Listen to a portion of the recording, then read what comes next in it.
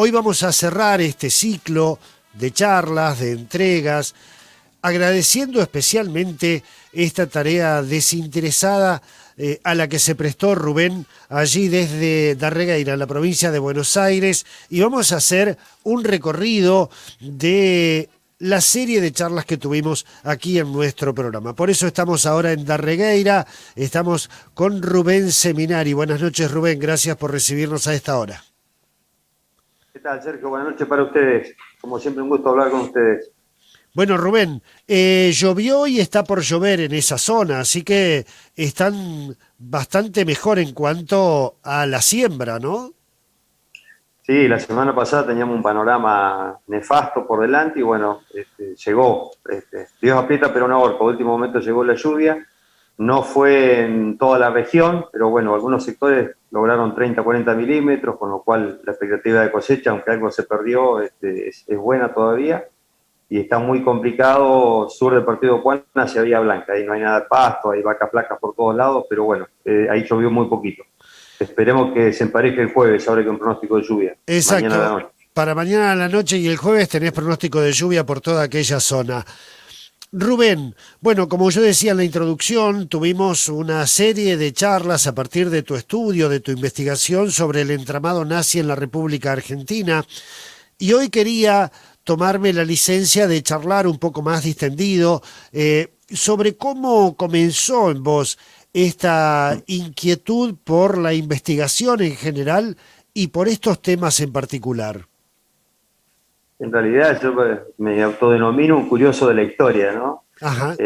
Y esto en parte se lo debo a mis viejos, que seguramente están escuchando, son seguidores Ah, de tu mira vos. programa.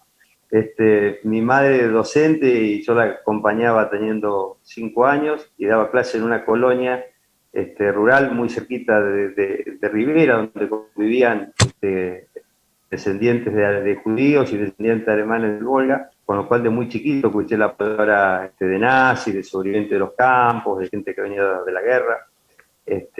Y siempre fui curioso de la historia.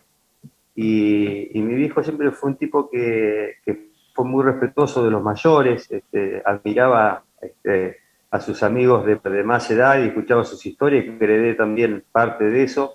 Y bueno, arranqué de muy pibe buscando historias que tenían que ver con las culturas precolombinas, con las historias aborígenes de nuestro país, y ya por la época del secundario la historia de la Segunda Guerra me empezó a atrapar, digamos, y te diría que fue después de la universidad, pero ya cuando empecé a leer mucho al respecto.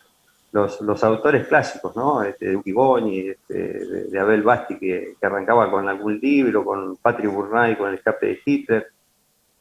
Me empecé a relacionar con algunos autores, con Patrick, somos hoy grandes amigos, y de golpe pasé a golpear puertas. De los relatos que leía de algún libro, cuando iba a algún lugar en particular, empecé a ahondar en el tema, a golpear puertas.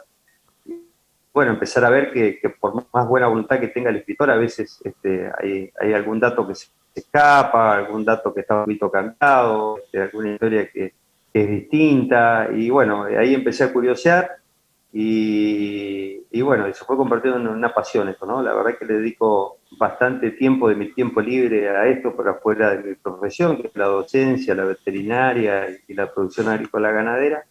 Y bueno, cada vez que tengo un ratito para viajar por ahí, siempre la historia es parte de ese viaje, y entrevistar a alguna persona, y me enamoro de todas las historias, ¿no? Y me enamoro profundamente de aquellas personas adultas mayores memoriosas que pueden transmitir sus vivencias. Esa parte me encanta. Más allá que por ahí no tiene el rigor histórico que exige la parte académica, digamos, adoro escuchar historias de los protagonistas. Rubén, bueno, pero estamos hablando de una época antes de ingresar a la universidad donde no había internet. ¿Cómo hacías vos para ir recolectando estas historias, metiéndote en los temas que te iban interesando? Mira, en esto tengo que mi madre es una importante lectora y guardadora de recortes. Ah, mirá vos. Todavía hoy lo sigue haciendo, ¿no? Dos por tres me sorprende con algún recorte que tiene de una revista de no sé dónde lo tenía guardada de vieja época. y bueno, yo creo que heredé un poco algo, todo de eso, de andar hurgando.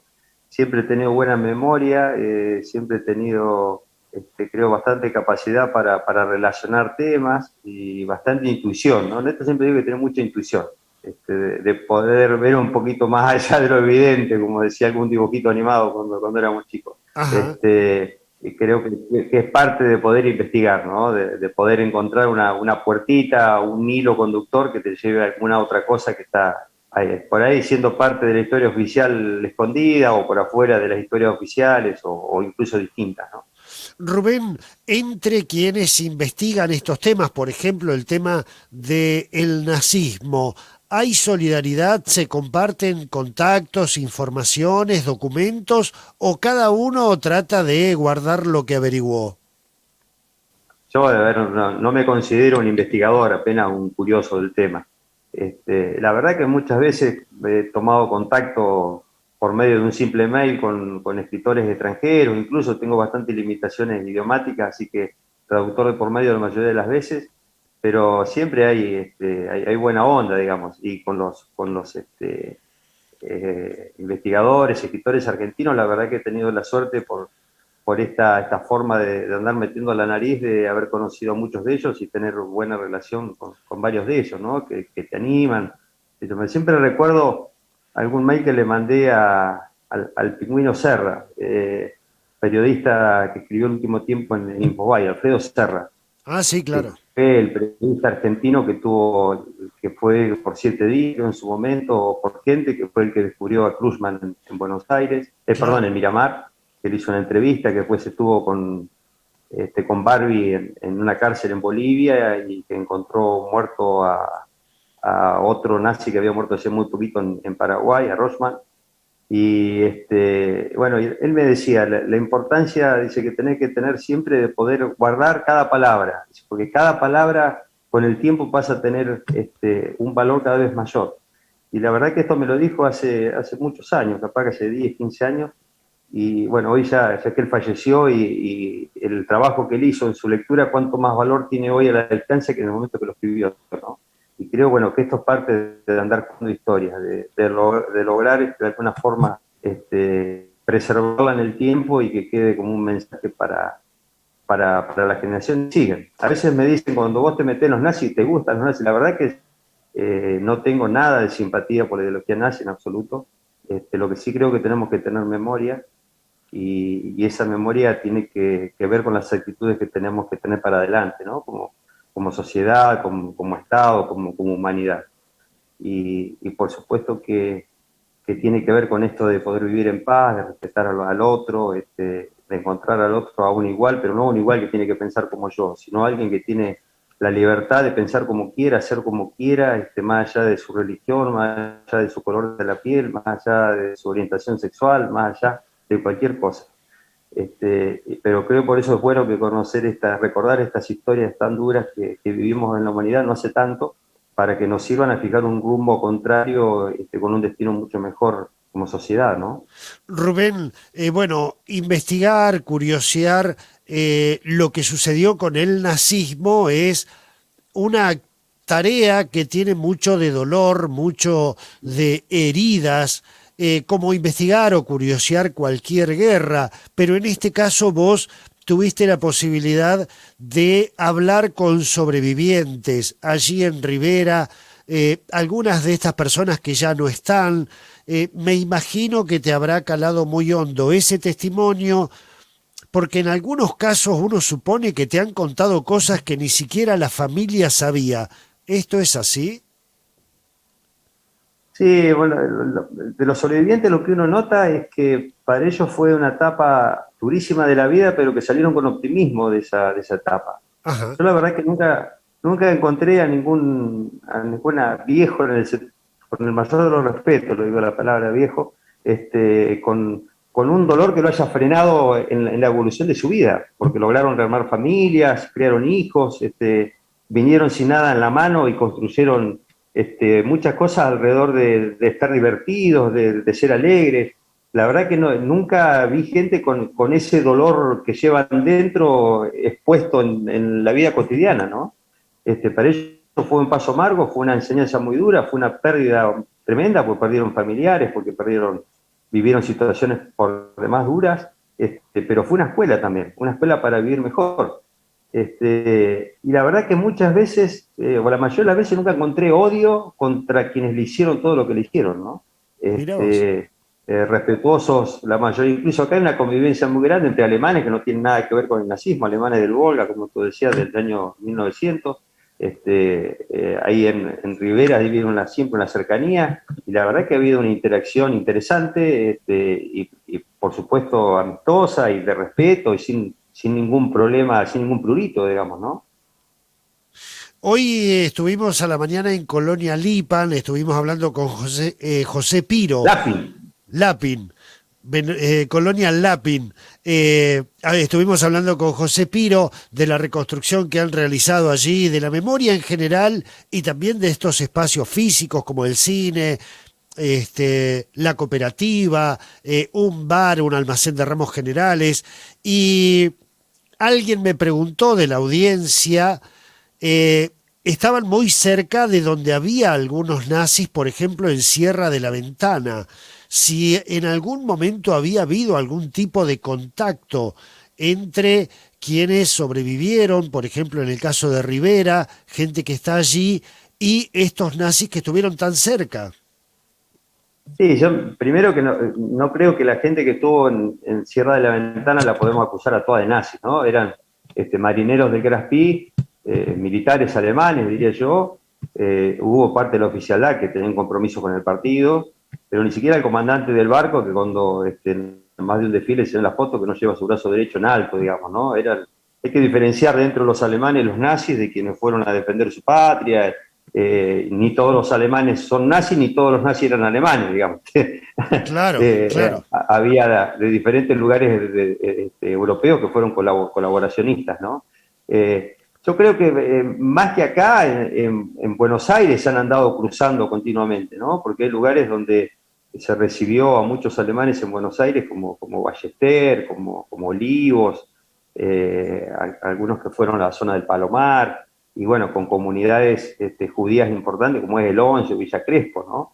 Con lo cual no es extraño que se hayan estado cruzando continuamente sin conocerse, y bueno, cuando alguno se reconocía, por supuesto, dentro de la comunidad, se gritaba fuerte para que se tomen medidas, ¿no? Cuando había algún jerarca o algún reconocido criminal dentro de la gente que se podía reconocer. Rubén, la otra pregunta que también nos ha llegado es si vos encontrás hoy que en nuestra República Argentina la idea del nazismo o similar al nazismo, esta idea totalitaria, la podés encontrar en algunos sectores o podemos decir que en la Argentina no hay lugar para estas ideas.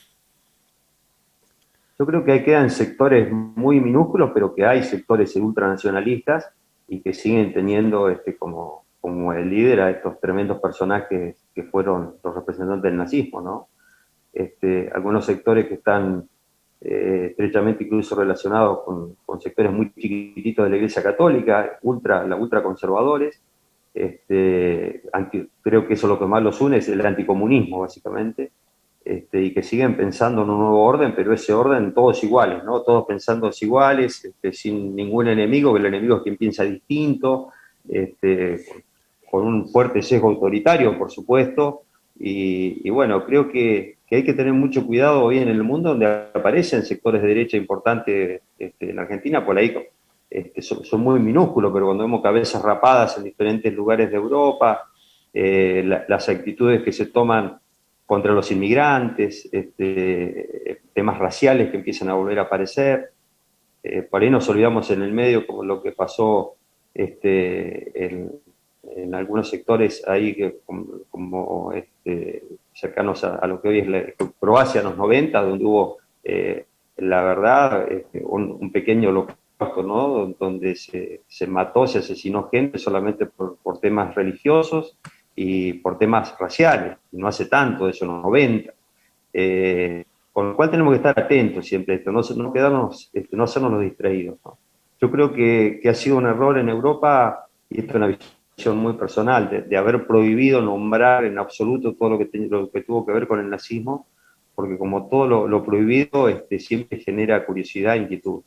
Y la verdad que cuando hace poco tiempo se liberó la impresión del Mein Kampf, batió récord de impresión y de ventas en Alemania y en muchos otros países. La verdad que creo que hay que charlarlo, que lo tenemos que charlar en las escuelas, que tenemos que charlarlo en los ámbitos pertinentes y incluso con nuestros hijos, con nuestras familias, saber que estas locuras pasaron y que no tienen que volver a pasar. Pues las cosas que nos pasaron en las dictaduras en la Argentina también tienen parte de origen en estas ideas tremendas que son del año 40. Así que creo que es una responsabilidad de la humanidad de tener presente estas cosas y sin duda que tenemos que la democracia no es para nada lo que soñamos en el 83. Yo milito en política del 83, la verdad que soñamos un país igualitario, un país donde no iba a haber hambre, un país donde no iba a haber pobreza. Tenemos montones de fallas, la dirigencia ha fallado tremendamente y la gente se lo está reclamando, pero sin duda que las democracias siguen siendo la mejor opción, ¿no? Aprender a unir sin uniformar y aprender a disentir sin dividir. Creo que estas son el camino que tenemos que seguir, pero acordarnos que hay gobiernos, o hubo gobiernos, y en algunos lugares del mundo hay, que imponen, que manejan todo por el miedo, y la verdad que cuando una persona actúa por miedo pierde cualquier tipo de autonomía como ser humano, ¿no? Porque se deja llevar, porque lo obligan, y no termina haciendo nada por su propia libertad. Es el concepto de libertad, de poder hacer lo que uno quiere, siempre en el marco de respetar los derechos del otro, de aceptar a otro como un igual en la medida que sea diverso y distinto a nosotros. Creo que son los temas fundamentales como sociedad y más allá, por decir, de la falencia de nuestra democracia, sigue siendo el mejor sistema que hemos logrado hasta hoy, ¿no? Rubén, bueno, a nosotros nos queda solo agradecerte realmente todo este trabajo que te tomaste, porque, bueno, como vos decías, la docencia, el campo, la veterinaria, tus ocupaciones cotidianas, sumarle todo lo que fue el trabajo para estas charlas que tuvimos aquí en nuestro programa. Yo te trasladé algunas de las preguntas, de las inquietudes que surgieron de este excelente trabajo que realizaste, pero me gustaría saber qué repercusiones tuviste vos de estos programas que hicimos aquí, porque vos estás vinculado a gente que investiga, estás vinculado también a gente que sufrió esto, has publicado, has difundido cada uno de los programas. ¿Qué repercusión tuviste? No, y siempre genera repercusiones a favor, por ahí alguna metida de pata que uno sin duda pega por ahí, algún llamadito de atención. Ahí en el primero o segundo programa, un día me escribe Tony Brochado de San Antonio Este, y dice, no era una botella de cerveza, era una botella de vino. Bueno, habíamos ahorrado ahí, pero veníamos rumbeando. Claro, un amigo, Tony. A veces, bueno, en el afán de querer transmitir cosas, uno a veces mete la pata, ¿no? Yo, la verdad que mucho de lo que hicimos, lo hicimos sin libreto, agarrado de los recuerdos de cada uno, de lo que tengo yo dando vuelta en mi cabeza, y bueno, por ahí, disculpas si por ahí he cometido algún error, que seguramente lo he tenido en este tiempo, pero bueno, básicamente creo que hemos aportado algunas historias un poquito por afuera de las más conocidas, porque la memoria en el tiempo como que se va reduciendo, ¿viste? Las generaciones nuevas que como que cada vez conocen menos de cada cosa, una foto nada más. Claro. Bueno, la guerra no fue una foto, la guerra fue muerte, fue tortura, fue imposición, fue prohibición, fue marginación, y bueno, esas cosas hay que entenderlas en su total contexto para saber que nunca más tenemos que volver a pasar por esas cosas, ¿no? Hay, entre otras, dos razones que a mí me ponen muy orgulloso de este ciclo que hicimos, Rubén. Uno, que quedó registrado en videos y estará disponible más allá de nosotros. Y la otra es que sé de mucha gente que se enteró del tema, que se entusiasmó con saber un poco más, con investigar un poco más. Así que yo creo que ahí está la misión cumplida. Para esto necesitábamos de tu trabajo, de tu entrega, de tu generosidad para compartir los conocimientos, de la disposición de Prima Multimedios, la empresa que sostiene este programa, de abrir este espacio, y creo que podemos estar orgullosos y tranquilos de que hemos cumplido la misión, Rubén. Bueno, yo les agradezco a ustedes por el espacio, me he sentido muy cómodo y bueno, muy contento si de alguna forma logré despertar la curiosidad en alguna de las personas que no ha escuchado durante este ciclo de charlas, y porque más allá del dato en sí, del impacto que puede tener, es repensar un poquito de dónde venimos y a dónde vamos. Yo creo que esa es la gran lección de la historia, ¿no?